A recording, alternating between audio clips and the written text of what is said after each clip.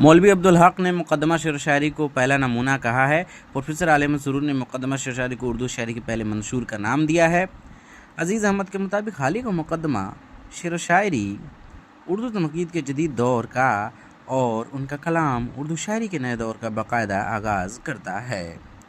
बकौल अब्दुर्रहमान बिजनौरी दीवान हाली का मुकदमा फ़न शायरी और उर्दू शायरी पर ज़बान उर्दू में सबसे आला पाए की तनकीद है।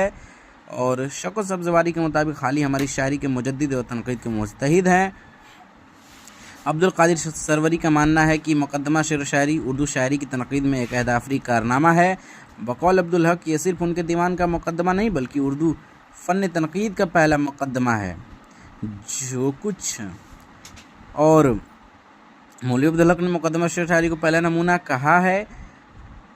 अजीज़ अहमद के मुताबिक हाली का मुकदमा शेर व शायरी उर्दू तनकीद के जदीद दौर का और इनका कलाम उर्दू शायरी के नए दौर का बाकायदा आगाज़ करता है।